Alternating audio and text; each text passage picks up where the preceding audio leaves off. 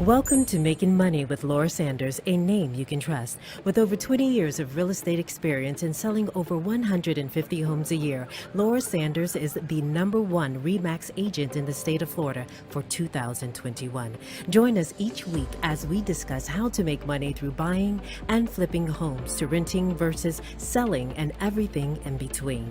To join the conversation, call in live 888-994-4995, Studio A. Hi, and welcome to Making Money with Laura Sanders, and I am your host, Laura Sanders. Every week we talk about something that helps you to make a little bit of money. You know, today I thought what would be good to talk about is how we can help you circumvent probate. Now, it won't happen in all cases, and it's not relative to every state, but there is a way that we could possibly circumvent probate, and I actually just did it recently. So let's talk about how that can happen. So we're going to welcome Nick Fiorello. He is an amazing attorney, and we're going to talk about how to circumvent probate. A lot of times people quit claim properties before somebody dies, and if you're actually not dead yet and you're living in a home, like you're in a facility, you're getting maybe some kind of a service, you know, you're paying for that, like home, you know, like an elderly home, you can't go and quit claim that house to somebody else because that would be illegal, right? Because that, well, usually because you're transferring the money, and that can be construed as trying to trick the system to not pay for services, because a lot of people will do that to empty people's bank accounts so that then Medicaid will pay for their services and it'll be paid for by. Recently, because we couldn't do that, I actually had a client that we said, let's do a ladybird deed. And I don't think a lot of people know, in this particular instance, it was not their primary.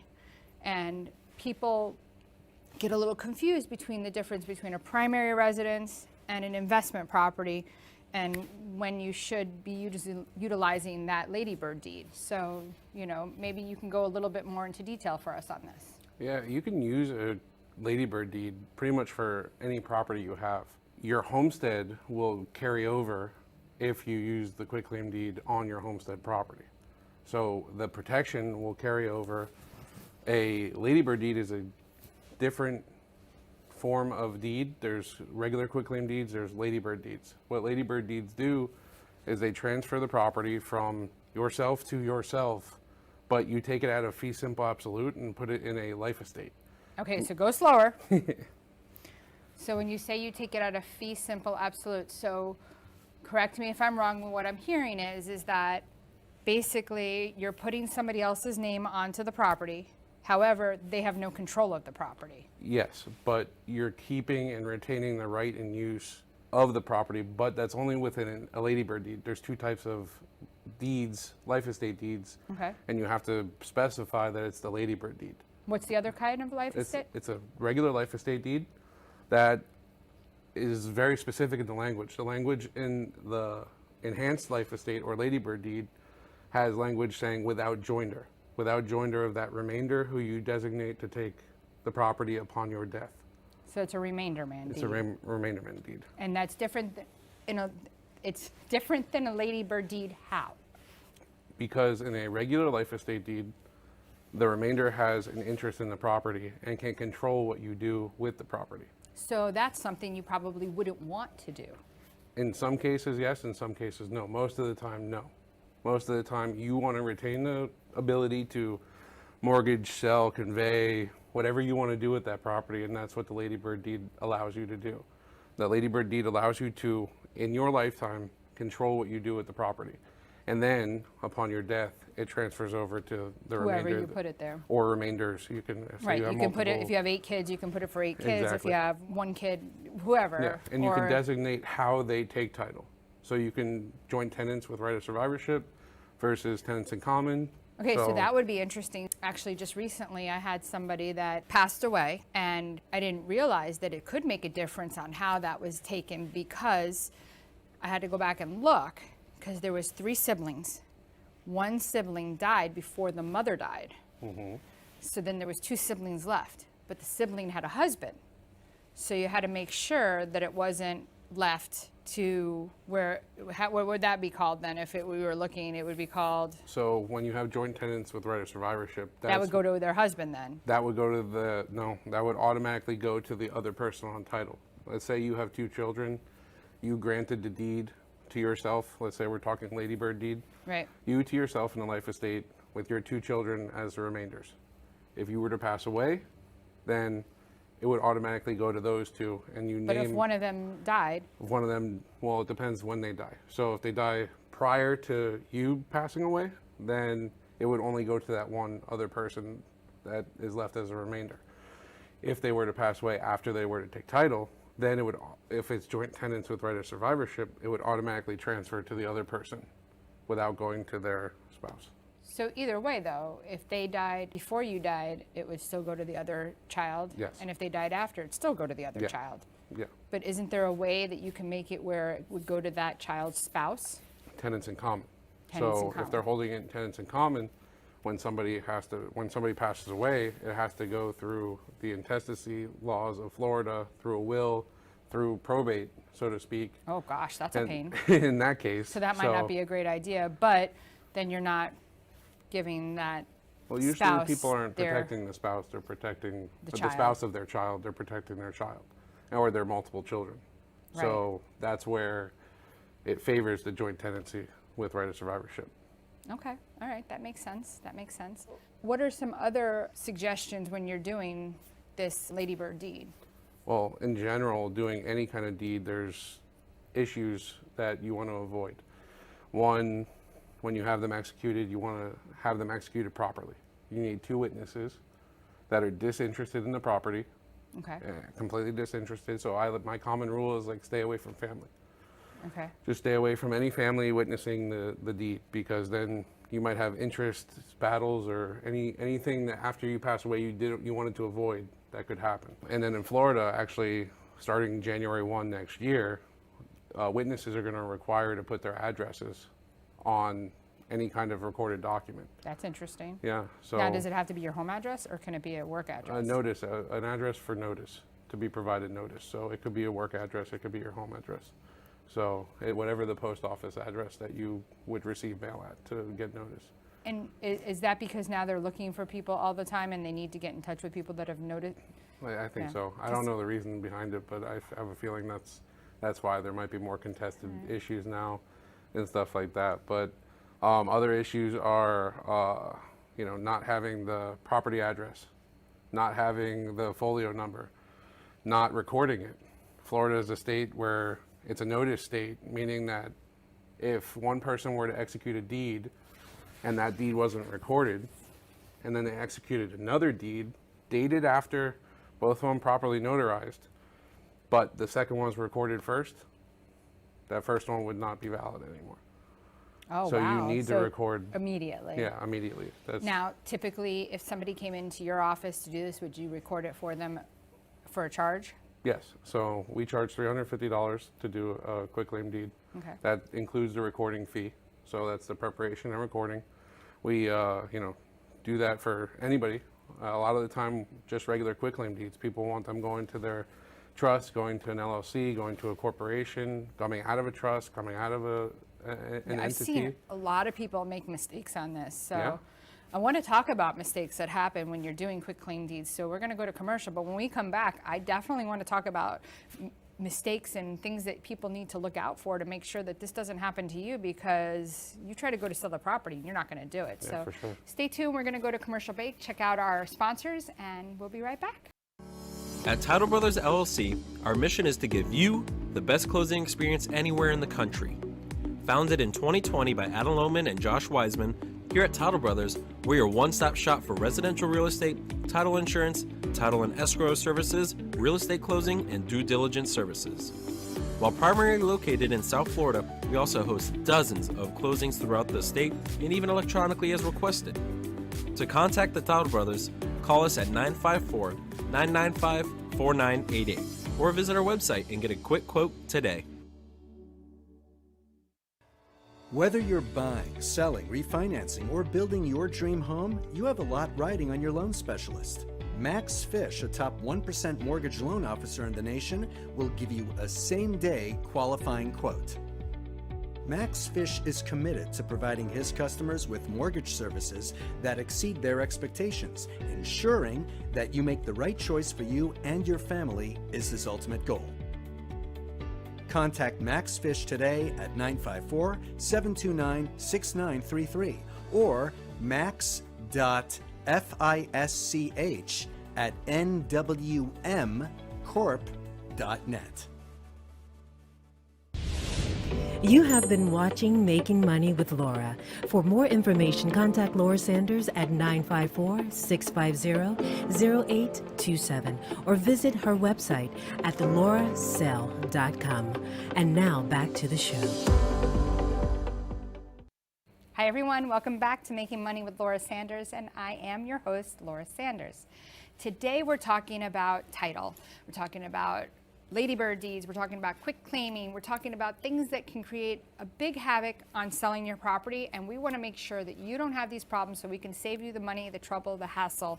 And today we have with us Nick Fiorello with JK Closings. He is an attorney that does title work, and he is going to tell us that he can help you make sure you don't make these mistakes. People a lot of times want to take the cheaper chicken, and for $350, that sounds pretty reasonable to me. What's the best way that people can get a hold of you if they wanted to do some prepping to make sure that their property doesn't get lost in probate? A couple different ways. You can go to our website. First of all, we have a very informative website, jkclosings.com, that has a in-depth analysis on, different deeds, quitclaim deeds, ladybird deeds, the impacts and benefits and disadvantages of that. You can call the office. I'm very available. Anytime you need to call. If I'm not available, I'll call you right back. And my email. All three I can answer. And what's your email? Nick@jkclosings.com. Okay, great. So we were talking about ladybird deeds. That's definitely like a little way to not have to go through probate with a property primary. Like if you have no money in the bank, right, you should definitely have your primary, rather than having it in a trust, have it into a ladybird deed. If you don't have any money in the bank, you really don't have anything other than your property, yeah, if there's no right? other assets, then you can Now, have it, and that'll help you estate plan and eventually avoid probate. Now, another thing is let's just say you live in like Washington, right? Chicago, California, and you have an investment property in Florida. You should definitely have that investment property in a ladybird deed to go to somebody, because in that particular instance, you wouldn't have to open up a probate. Yeah. Because if you have nothing else here, if all your bank accounts are in Chicago, wherever you're at, Washington, wherever it is, you're going to open a probate in that state. So most people don't understand there's going to be a probate separate in Florida versus a probate in another state. So that's a good way to kind of circumvent the system. So a lot of people, I don't think they even know what a ladybird deed is. And I just learned today by talking with you, I thought a ladybird deed was available in every state. So No, not at all. So tell us a little more about that. Florida is one of the few states that allow, it's not necessarily a transfer on death deed. That's a little different. And most states don't allow that, but it has the same effect. Basically what happens when somebody does a ladybird deed, they put the property into a life estate, meaning that they have the property until they die. And when they pass away, it automatically transfers to the remainders they designate. And that could be anybody. Yeah. Could be their gigolo. I'm just kidding. It could be anybody. It's a benefit of living in Florida. It's one of the, on top of the multiple other benefits, the weather, the, income tax, no income tax, and all that stuff. And when you get something in a ladybird deed, it's considered an inheritance, so there is no tax up to like whatever, a few $1,000,000 that is, there's right? no gift tax when you do a ladybird deed. When you execute a ladybird deed, you're not gifting anybody the property while you're alive. You're gifting it to them upon your death. So that's awesome. Yeah, so it's a great benefit. I learned that too recently. So that was, listen, every day you're learning something new. So, the purpose of this is to get this across to people so that they know what they can, do with their properties. So maybe you can tell me a little more about this. So years ago, I had a situation where the lady had bought a property in 1992. In 1993, she decided to transfer the property into her trust. However, I guess title was different back in the 90s, in the early 90s versus now. And the title policy, that broke the chain of the title policy, which I thought was interesting. Maybe you don't know anything about this, and I'm just throwing this out here, and I know I'm just throwing you under the bus here. But what I found was interesting is I guess somewhere along the way title changed, where they broke the chain, and I guess one of the people that had passed never signed it. Like, they had passed later on. They had never signed it, but they were dead. So now we had to go back to the kids. And of course, the kids didn't talk. And I actually found the daughter, and the daughter's like, well, I don't talk to him. And we need both of the kids to sign off on this. And it was because there was a legal description was wrong on the property. And title insurance was like, we're not covering this because there's a break in title when she changed it from when she bought it to her trust. So does that still happen now, or is it a little different now? It still may happen, but it depends if the deed was executed correctly. That goes back on our mistakes we were talking about. People. Deed wasn't recorded correctly the first time around. Yeah. So in then, 92. Then you have an issue. Right. You know, legal description's a big thing that people. They should have looked at that when they were doing They should've. her trust. Yeah, and then that's a huge issue that can come up later. I see it all the time when people try to do their own quitclaim deeds. That's just one of the big mistakes. They sometimes record them because the counties will record them, and there's not witnesses on them, or there's not correct witnesses, or the person that they're deeding the property to is a witness, which is not allowed because they're interested in the property. So, and there's all these kinds of ways where you can. I know my name's all over the place when I'm in a closing. I'm like, I know nothing. Yeah, I mean, there's all these ways you can break the chain of title, which might not affect you now, might not affect your kids or whoever you name as a remainder or whoever you deed the property to. It might happen a couple years later, 10 years later, 20 years later, 30 years later. And the longer it goes back, the harder it is to clear. Because then you run into issues where, people aren't alive. You can't get a signature like this instance. Which that kind of just on a side, right, to bring this in, co-ops, right? So in my lifetime, your lifetime, we've never seen co-ops come due on their land leases. Yep.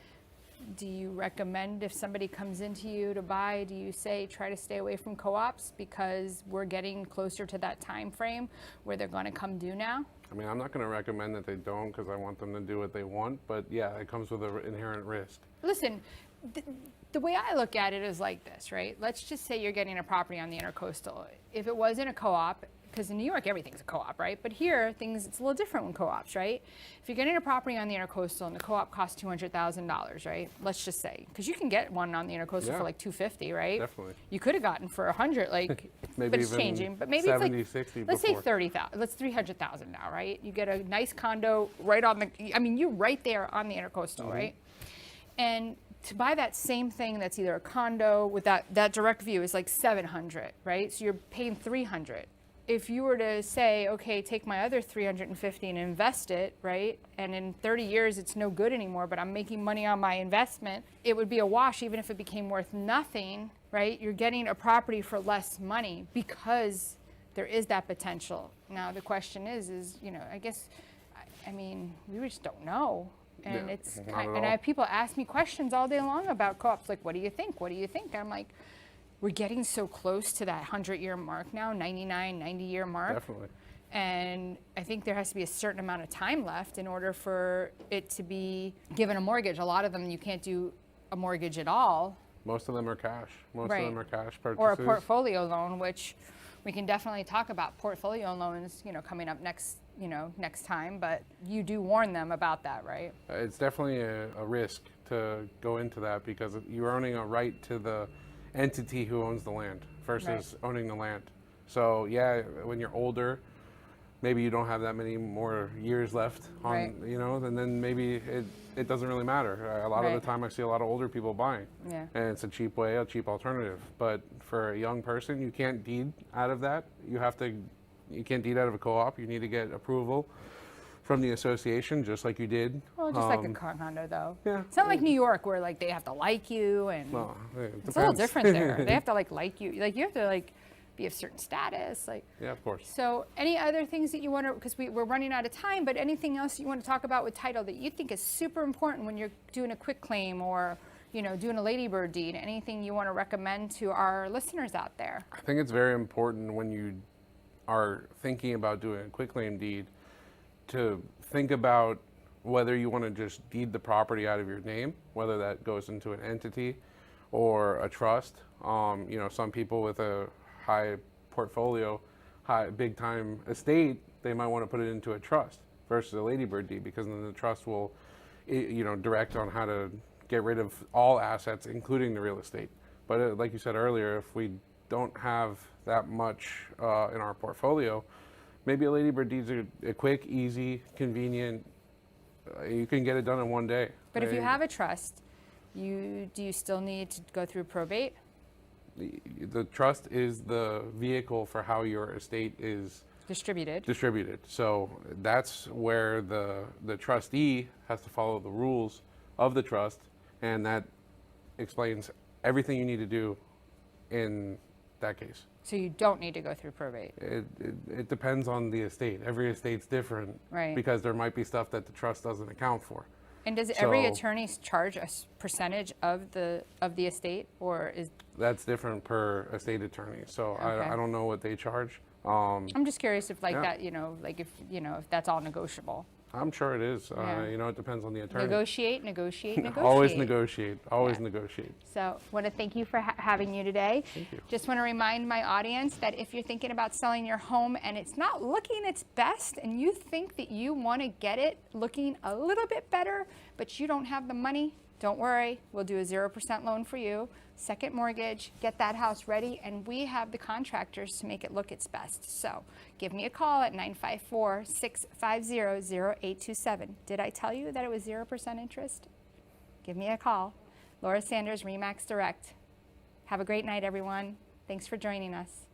Thank you for tuning in for Making Money with Laura Sanders, a name you can trust. To join the conversation, call us at the studio, 888-994-4995 Studio A, or contact Laura directly at 954-650-0827. Laura Sanders, a name you can trust. We look forward to seeing you